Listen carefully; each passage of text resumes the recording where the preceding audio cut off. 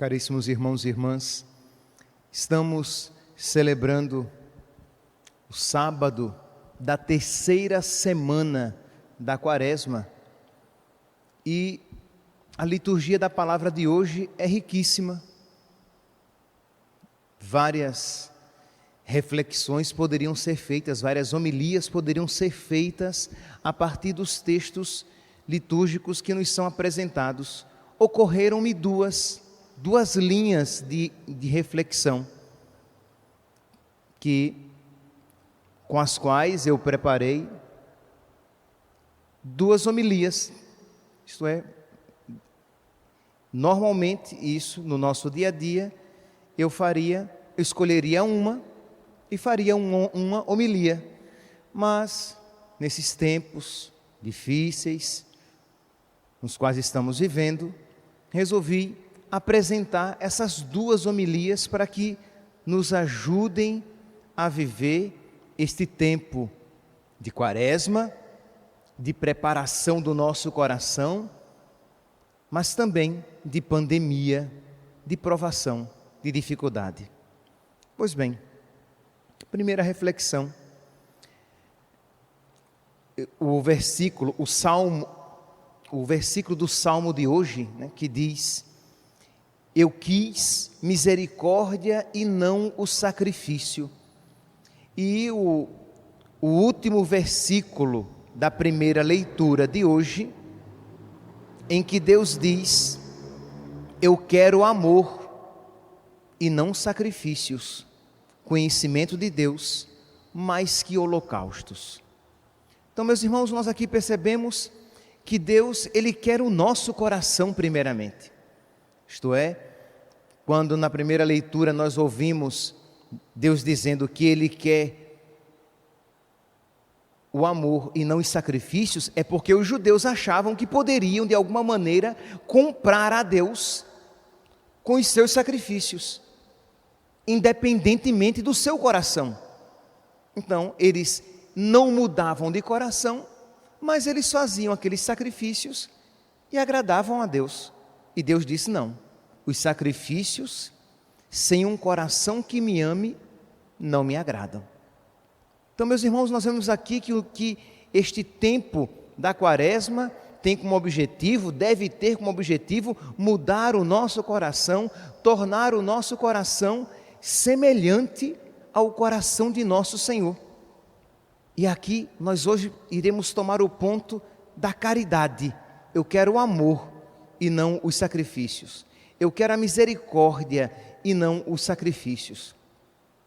Nesse período em que a sociedade brasileira, em que todo o Brasil é chamado a fazer quarentena, a permanecer em casa. Ora, quando eu era seminarista, tinha um seminarista, que eu não vou dizer o nome, ele já é padre hoje em dia, e ele dizia assim: quando a gente não faz penitência, Deus arruma, Deus escolhe.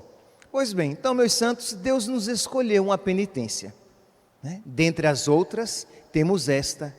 Só que existe uma maneira cristã de viver a quarentena, porque ficar em casa, muitos, espero que todos fiquem em casa, que só saiam em grande necessidade.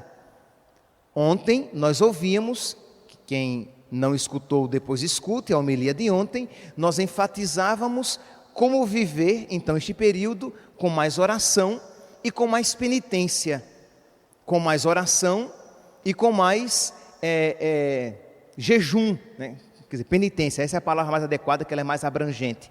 Hoje nós tomamos aqui o aspecto da caridade, permanecer em casa, mas com caridade. Não é permanecer em casa e tirar o tempo para fazer uma maratona de séries, como eu já ouvi algumas pessoas dizendo: estou assistindo a todas as séries, já que agora eu vou ficar em casa. Não, meu santo, é ficar em casa para estar mais presente na vida dos seus filhos, dos seus pais, ficar em casa para rezar junto, estar mais presente para fortalecer os laços com Deus, enfatizávamos isso ontem, por meio da oração, da penitência, mas também com os nossos. É tempo de amar mais e amar os nossos irmãos. Lembra do evangelho de ontem? Amar a Deus sobre todas as coisas e ao próximo. Então é um tempo de nós nos exercitarmos no amor. Afinal de contas, Deus diz: agrada-me um coração misericordioso, um coração cheio de amor, do que meramente e simplesmente os sacrifícios. É tempo de nós nos tornarmos mais disponíveis, ligarmos para as pessoas, para os nossos parentes, para os nossos pais, para os nossos filhos, consolá-los, porque neste período haverá um pico de ansiedade, de depressão, porque as pessoas muitas não vão lidar bem, como está mais restritas.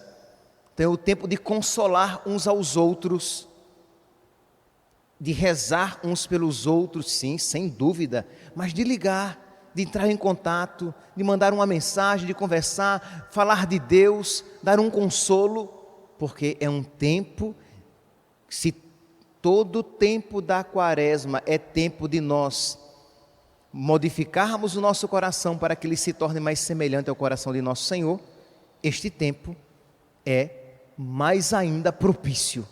Então precisamos ser mais generosos e não nos trancafiar. Iremos nos trancafiar nos nossos quartos ou nos fechar no nosso mundinho e viver em casa, mas sem nenhum relacionamento com os nossos pais. Porque infelizmente, vocês que estão ouvindo, vocês sabem muito bem, é esta a realidade de muitas famílias. Eles não têm mais convivência entre si. Eles estavam tão acostumados nos seus mundos, que agora que estão em casa, não sabem conviver. Então é importante modificar o coração, vai ter que ter mais paciência, porque você vai conviver mais com seus irmãos, mas é um tempo de fortalecer os laços. Ao mesmo tempo, se você, meu santo, percebe-se gripado, é tempo de, por caridade, você se resguardar e evitar até mesmo o convívio familiar. É caridade. Se você fica transitando em casa, você vai transmitir para as outras pessoas também. Ah, padre, mas eu não sei que gripe é essa. Exatamente porque você não sabe, você deve se resguardar. Aí já é uma postura diferente. Mas percebe? Colocar aqui caridade, colocar aqui por amor a Deus, e não simplesmente uma atitude sanitária. Porque senão nós iremos viver a quarentena como os pagãos estão vivendo a quarentena. E espera-se mais dos cristãos. Então, por amor a Deus, por caridade, eu vou então me privar do convívio familiar, me resguardar, me isolar um pouco, porque eu estou gripado e eu não sei em que consiste esta gripe. Percebe aqui que são duas posturas que parecem diametralmente opostas, mas que são totalmente compreensíveis, porque movidas pela caridade. Agora é claro, meus santos, isso aqui é importante porque essas homilias vão chegar a muitas pessoas. É claro que se um familiar começa a ter dificuldades para respirar, dificuldades respiratórias, aí aqui, meus santos, precisamos chamar os sacerdotes. Então, paroquianos do Cristo Rei, se um familiar, se alguém começa a ter dificuldade para respirar, você imediatamente chama o sacerdote. Por quê? Porque nós não estamos tendo acesso aos hospitais. Os hospitais não estão deixando os padres entrar. Então quer dizer, ou nós damos os sacramentos, os últimos sacramentos, à pessoa ainda em casa, e aí a caridade dos padres, que teremos que atender aquela pessoa, nos resguardando, sim, usando o que for necessário, sim, mas teremos que dar o cuidado àquelas pessoas, mas enquanto elas estão em casa, antes de irem para o hospital. porque senão elas podem vir a morrer sem receber sacramento algum. Então, é caridade. Então você percebeu que o seu familiar, ou você percebeu que você está tendo dificuldade para respirar, não é apenas uma gripe. A gripe você vai tratar em casa com todo cuidado, mas começou a ter dificuldade respiratória, você vai chamar o sacerdote e também vai providenciar sua ida ao médico, mas chame o sacerdote, receba os sacramentos e já vá sacramentado para o hospital, porque a experiência que nós padres estamos tendo é o quê? Não estamos tendo acesso aos hospitais. Chegamos lá, eles não permitem a nossa entrada. Então, percebe essa maneira cristã, caridosa, mas por caridade eu não vou ficar saindo de casa, porque este vírus, ele é multiplicador. Em 3 dias, eu posso transmitir para dezenas de pessoas. Em 30 dias, eu transmito para centenas de pessoas. Então é caridade. Mas eu não aguento ficar em casa. Mas, meu santo, que coração egoísta é esse o seu, que não sabe fazer penitência? Então permanecerem só se for necessário. É de grande necessidade? Sim, senão não tem que bater perna, não tem que visitar ninguém, é tempo de permanecer em casa por caridade, por amor a Deus e aos irmãos, porque eu não sei se a minha atitude não está sendo danosa para os meus irmãos. Então aqui, meus santos, eu quero um coração e não gestos exteriores, eu quero amor e não sacrifício, eu quero misericórdia e não sacrifício. Nosso Senhor quer o nosso coração, e não apenas gestos rituais. Então fazer tudo isso, por amor a Deus, por amor aos irmãos, como uma prática quaresmal, além da minha oração, além das minhas outras penitências, fazer também isto, tendo uma visão sobrenatural, e não apenas social. Pois bem, meus santos, aqui seria uma única reflexão. Eu diria: louvado seja nosso Senhor Jesus Cristo. A comunidade responderia: para sempre seja louvado. E pronto, eu iria para o altar, dar seguimento aos ritos da Santa Missa. Mas eu gostaria de fazer uma segunda reflexão, tão apropriada quanto, se não mais.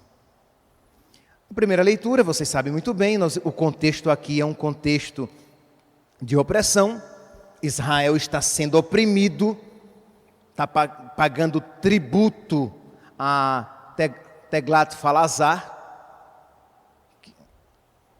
rei da Síria, e está tendo guerras internas, porque decretou guerra contra Judá. Então, quer dizer, é guerra entre eles, é guerra, vivendo como escravo no âmbito internacional.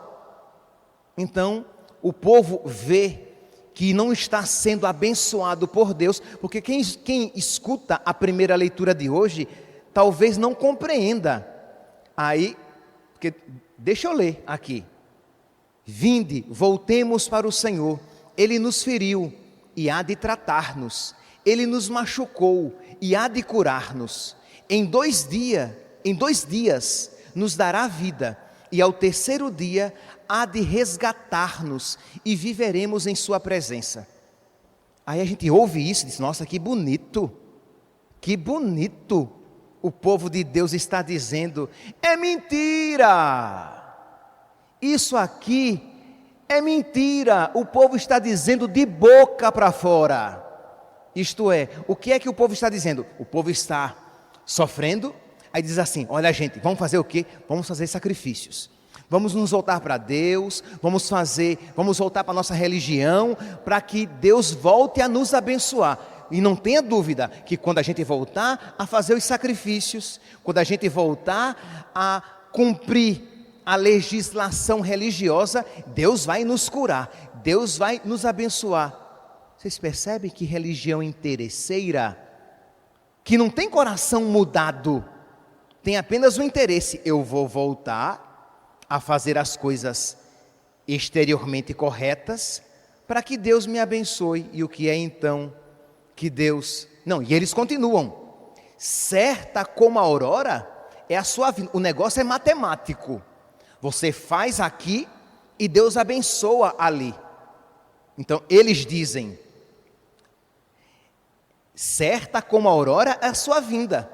Ele virá até nós como as primeiras chuvas, é como estação. Ele virá até nós como as primeiras chuvas, como as chuvas tardias que regam o solo. Deus, quando ouve isso, Deus responde. Isso até então foi o povo que falou. Deus responde: como vou tratar-te, Efraim? Como vou tratar-te, Judá? O vosso amor é como nuvem, como orvalho que cedo se desfaz. Isto é, o amor de vocês é um amor temporário. O amor de vocês é um amor sazonal. O amor de vocês é um amor inconstante. Isso não é amor. Isso não é fidelidade. É interessante o comentário que Alonso Schockel, na Bíblia do Peregrino, aqueles que tiverem em casa podem depois fazer a leitura, e ele comenta dizendo: as palavras do povo parecem uma conversão sincera, mas na verdade o profeta descobre a falsidade de tal discurso. Eles não querem mudar o coração, eles apenas estão pensando o quê? No interesse que eles ganharão em voltar a oferecer os sacrifícios ao Senhor. Meus irmãos, Deus olha o coração. A tradução da Sagrada Escritura, dessa primeira leitura, a tradução litúrgica da CNBB, ela traduziu o quê? Quero amor e não sacrifícios. Quer dizer, diante daquilo que o povo falou, o povo disse: voltemos para o Senhor, vamos oferecer de novo os sacrifícios. Ele nos feriu, mas Ele vai nos curar. Ele nos machucou, mas Ele vai voltar atrás. Aí Deus diz: olha, eu quero, a tradução da CNBB, eu quero amor, e não holocaustos, ritos, sacrifícios.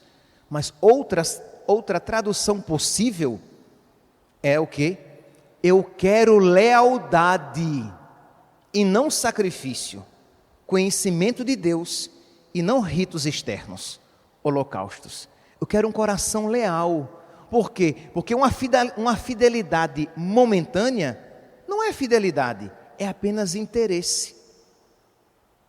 Isto é, o povo quase que aplica a si, fazendo uma paráfrase, aquele texto do Eclesiastes, capítulo 3, que diz: há tempo para tudo neste mundo, tempo para nascer, tempo para morrer, tempo para plantar, tempo para colher. O povo dizia: tempo para pecar e tempo para arrepender-se. É um pensamento perverso. Isto é, vamos então mudar de vida, vamos nos arrepender, porque o tempo de pecar passou, para que Deus nos perdoe novamente e nos dê a sua graça. Meus santos, por esses dias, eu tenho recebido muitas mensagens de pessoas dizendo: padre, quando é que as confissões retornam? Padre, quando é que as confissões retornam? Padre, quando é que as confissões retornam? E eu fico imaginando, gente, será mesmo? Claro que de alguns sim, mas será mesmo que tudo isso é verdadeiro arrependimento pelos seus pecados? Ou é uma mentalidade perversa de que eu peco e me confesso, eu peco e me confesso, eu peco e me confesso, e pronto, eu tenho o tempo de pecar e tenho o tempo de me arrepender. Isto é, a criatura passa a semana inteira chumbregando com a sua namorada, e no domingo ele vem se confessar para piedosamente de joelhos e na boca comungar. Ele passa a semana inteira, ele ou ela, a semana inteira vendo coisas indevidas a um cristão, mas vem piedosamente confessar os seus pecados para depois estar, com aspas, em paz e poder comungar. Meu santo, eu quero lealdade e não ritos exteriores. Vocês estão achando que estão enganando a Deus? Vocês estão achando que estão de verdade recebendo o perdão de Deus? É mentira. Eu quero lealdade e não sacrifício. Eu quero o coração verdadeiro e não uma troca comercial de quem não muda de vida e, não, lá no Cristo Rei tem confissão segunda, terça, quarta, quinta, sexta, sábado, e no domingo tem de manhã e à tarde, começa às 5 da tarde até às 10 da noite. Eu posso pecar, porque depois eu vou lá e me confesso. Eu não estou exagerando, meus santos. O pensamento de muitos era assim. O pensamento de muitos. Vocês percebem a perversidade do coração? Isto é, voltemos para o Senhor. Ele feriu, mas vai nos perdoar. Ele nos machucou, mas vai nos curar. Em 2 dias ele vem de novo. E no 3º dia ele restaura tudo. Vamos lá, eu vou lá e me confesso. E agora, não tem confissão. E agora? E agora, José? E agora, o que é que você faz? Você não pode se confessar todos os dias, every day. E agora? Ou você, neguinho, leva a sério a sua vida de fé e procura se converter? Ou dançou? Porque você não tem mais self-service. Você não tem mais Deus assim à sua disposição para alimentar a perversidade do seu coração. Você tem que de verdade mudar de vida e se converter, porque senão o tempo de que, padre, quer dizer então que era mal ouvir as confissões todos os dias? Não, de maneira nenhuma, não era mal. Mas os maus se aproveitavam e os maus não eram poucos. Não era mal. Padre, quer dizer então que as confissões neste tempo de pandemia não vão voltar? Vão voltar, mas não podem voltar desse jeito, porque nós não teremos condições de manter o ritmo de outrora, pelo bem da saúde das pessoas, de modo que cada um precisa olhar para o seu coração, ver a sua atitude diante de Deus e tomar uma postura diferente de verdadeira luta contra os pecados. Senão nós vamos colocar os confessionários lá de fora da igreja, como no momento certo iremos fazer, e vai uma fila bem espaçada, inteira, de pessoas que, brincando de ir para o inferno, vem achando que está de verdade se convertendo, quando de verdade você está apenas oferecendo um rito exterior que não está modificando de verdade o seu coração. Eu quero lealdade e não os sacrifícios.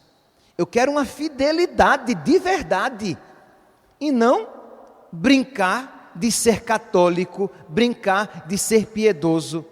Passa a semana vestindo-se como não se deve. Passa a semana com liberdades indevidas com o seu namorado. Depois vocês procuram chumbregar, é uma expressão bem nordestina. Passa a semana chumbregando e aí no domingo põe o véu e parece uma virgem lacrimosa. Não, meu santo, isso é tentar a Deus, isso é brincar com a religião, isso é chamar Deus de bobo, e de Deus não se zomba, diz a Sagrada Escritura. Meus irmãos, esta palavra se aplica a todos nós. Eu dei aqui apenas alguns exemplos, mas eu poderia falar das pessoas que vivem julgando umas às outras e que vêm no domingo, se confessa e tudo, entre aspas, volta ao normal. Eu poderia falar das pessoas que faltam com a caridade, das pessoas que são desonestas nos seus negócios. Eu diria das pessoas que tomam pílula do dia seguinte e no outro dia vem se confessar. E você pergunta, mas você sabia que isso era pecado? Eu sabia, mas eu não consegui. Toma pílula do dia seguinte e vem se confessar. E isso acontece 1, 2, 3 vezes. E você diz, mas você está arrependida? Estou. Mentira! Que como é que uma pessoa toma pílula do dia seguinte com uma sequência dessa e diz que está arrependida, mata uma criança e se arrepende, uma semana depois mata de novo e se arrepende? Que isso? É zombar de Deus. Mas põe o véu e vem com toda a piedade se prostrar diante do Senhor e dizer amém quando o sacerdote diz corpo de Cristo. Vocês compreendem o que é zombar de Deus? Não, meus santos. Foi isso que o profeta Amós condenou em Israel. Não venha dizer, voltemos para Deus, Ele nos feriu e vai nos tratar, Ele nos machucou e vai nos curar. E Deus diz, Efraim, o teu amor, a tua fidelidade é como o orvalho da manhã. O sol se levantou, desapareceu. Que Deus, meus santos, nos conceda a graça de verdade, procurar um coração novo, que lute contra os pecados, para que de verdade vivamos este tempo de provação, unidos a Cristo, e que seja conversão para nós, e também para todos aqueles por quem nós rezarmos. Louvado seja nosso Senhor Jesus Cristo.